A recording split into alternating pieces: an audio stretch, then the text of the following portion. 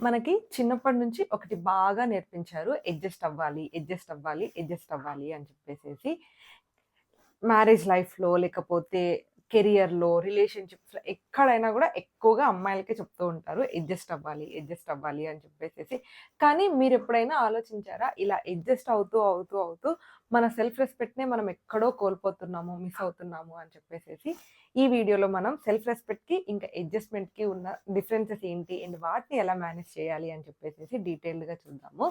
Hello everyone! Welcome to my channel Mounika Rajesh vlogs. అసలు adjustments అంటే ఏంటి? అడ్జస్ట్‌మెంట్ అంటే చిన్న చిన్న విషయాలని అర్థం చేసుకోవడము. ఏదన్నా ఒక చిన్న విషయం మనం అంటే యాక్సెప్ట్ చేయలేనివి జరిగినప్పుడు పీస్ ఉంటుంది. ఇక్కడ ఈ ఒక్క సిట్యుయేషన్‌లో మనం అర్థం చేసుకుంటే అని అనిపించినప్పుడు మనం అడ్జస్ట్ అవ్వడం అన్నమాట. For suppose like me husband బిజీగా ఉన్నారు. ఒక రోజో, 2 రోజులో మీకోసం టైమ్ స్పెండ్ చేయలేకపోతున్నారు. ఆయనకి వేరే వర్క్స్ ఎక్కువగా ఉన్నాయి అని అనుకున్నప్పుడు అలాంటి సిట్యుయేషన్స్‌లో అడ్జస్ట్ అవ్వడం తప్పులేదు. ఎందుకంటే అక్కడ ఒక రోజు కామ్‌గా ఉంటే మళ్ళీ సిట్యుయేషన్స్ నార్మల్ అవుతాయి కాబట్టి అడ్జస్ట్ అవ్వచ్చు. అండ్ ఎప్పుడైనా గుర్తుపెట్టుకోండి అడ్జస్ట్‌మెంట్ అనేవి 2 వైపులా ఉండాలి. ఎప్పుడు ఒక వైపే ఉంటుంటే కూడా అది యాక్సెప్టబుల్ కాదు. అడ్జస్ట్‌మెంట్స్ పేరులో జరిగే మిస్టేక్స్ ఏంటంటే స్పెషల్లీ ప్రతి వుమెన్‌కి ఇది జరిగే ఉంటుంటుంది. మీరు హర్ట్ అయినా గూడా కామ్‌గా ఉండాలి. మీకు డిస్‌రెస్పెక్ట్ ఫీల్ అయినా గూడా సైలెంట్‌గా ఉండాలి. లేదా మీ ఫీలింగ్స్‌కి రెస్పెక్ట్ లేకపోయినా మీరు ఏదైతే ఒక ఎమోషన్ లేదా ఒక ఫీలింగ్‌ని గో త్రూ అవుతున్నారో దానికి ఎదుటివారు అర్థం చేసుకోకపోయినా గూడా మీరు అడ్జస్ట్ అయిపోవాలి. మనకి చిన్నప్పటి నుంచి చెప్తూ వచ్చింది ఒకటే విషయం, అమ్మాయివి కదా! వుమెన్‌వి కదా! నువ్వు అడ్జస్ట్ అవ్వాలి, అడ్జస్ట్ అవ్వాలి అని చెప్పేసేసి. కానీ ఎవరికీ అర్థం అవ్వని విషయం ఏంటంటే ఇది అడ్జస్ట్‌మెంట్ కాదు. స్లోగా మన సెల్ఫ్ రెస్పెక్ట్‌ని మనం కోల్పోతూ ఉంటామనమాట. ఇలాంటి సిట్యుయేషన్స్‌ని మెయిన్‌గా వాయిస్ ఔట్ చేయకపోతే. చాలా మంది సెల్ఫ్ రెస్పెక్ట్ అంటే ఈగో చూపించడం అని అనుకుంటారు. కాదు. దానికొక థిన్ లైన్ డిఫరెన్స్ ఉంటుందనమాట.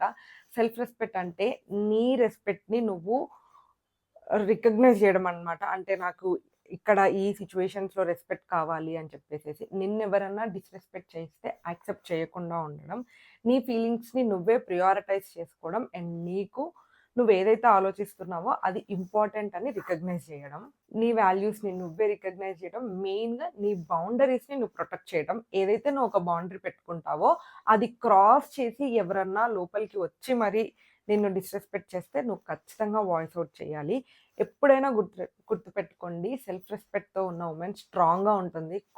కామ్‌గా ఉంటుంది. అండ్ కాన్ఫిడెంట్‌గా సిట్యుయేషన్స్‌ని హ్యాండిల్ చేస్తారు.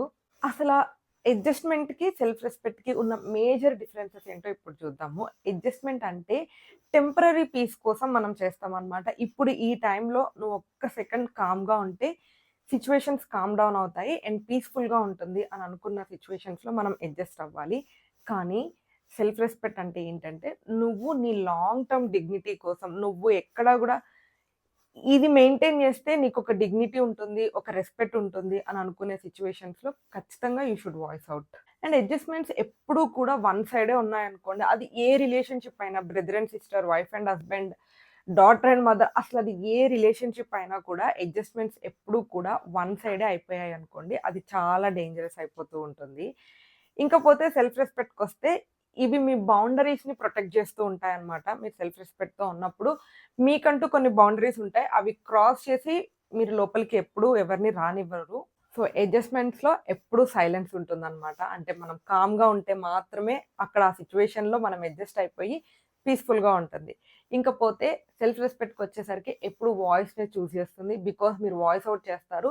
ఇది నా సెల్ఫ్ రెస్పెక్ట్. నేను ఈ సిట్యుయేషన్స్‌లో ఇలాగే ఉంటాను. ఇది నా వాల్యూ అని చెప్పేసేసి.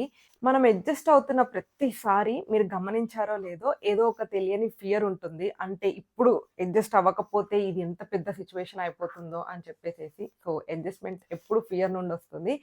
సెల్ఫ్ రెస్పెక్ట్ ఎప్పుడూ కూడా సెల్ఫ్ వర్త్ నుంచి వస్తుందనమాట. మీరు ఆ టైంలో మీ వాయిస్ రైజ్ చేసినప్పుడు లేదు ఇది నా సెల్ఫ్ రెస్పెక్ట్‌ని ఎక్కడో అంటే అడ్డంగా ఉంటుంది అని మీరు వాయిస్ ఔట్ చేసినప్పుడు మీకు మీరే సెల్ఫ్ వర్త్‌గా అనిపిస్తారు. ఎక్కువ అడ్జస్ట్‌మెంట్ అవుతూ ఉంటుంటే కూడా లైఫ్ చాలా డేంజరస్‌గా మారిపోతుంది. అలాగని ఈగో లేకుండా సెల్ఫ్ రెస్పెక్ట్ మెయింటైన్ చేస్తే అది చాలా స్ట్రెంగ్త్‌గా మారుతుంది. అండ్ ప్రతి ఉమెన్ ఖచ్చితంగా గుర్తుపెట్టుకోవాల్సిన విషయం ఏంటంటే, అడ్జస్ట్ అవ్వడం మీ డ్యూటీ కాదు అది. ఎప్పుడు కూడా అడ్జస్ట్‌మెంట్ అది ఏ రిలేషన్‌షిప్ అయినా గూడా 2 సైడ్స్ ఉండాలి. అప్పుడే అది హెల్తీగా ఉంటుంది. అండ్ మీ సెల్ఫ్ రెస్పెక్ట్‌ని మీరు అడుక్కోవాల్సిన పని లేదు. అది మీ బేసిక్ రైట్. ప్రతి ఒక్కరు మీకు ఖచ్చితంగా ఇవ్వాల్సింది. అండ్ మీరు దానికోసం ఖచ్చితంగా వాయిస్ ఔట్ చేయాల్సింది. మీరు సైలెంట్‌గా ఉన్నారు అంటే అది మీ వీక్‌నెస్ అని వాళ్ళనుకుంటే అది వాళ్ళ ప్రాబ్లమ్ కానీ మీది కాదు.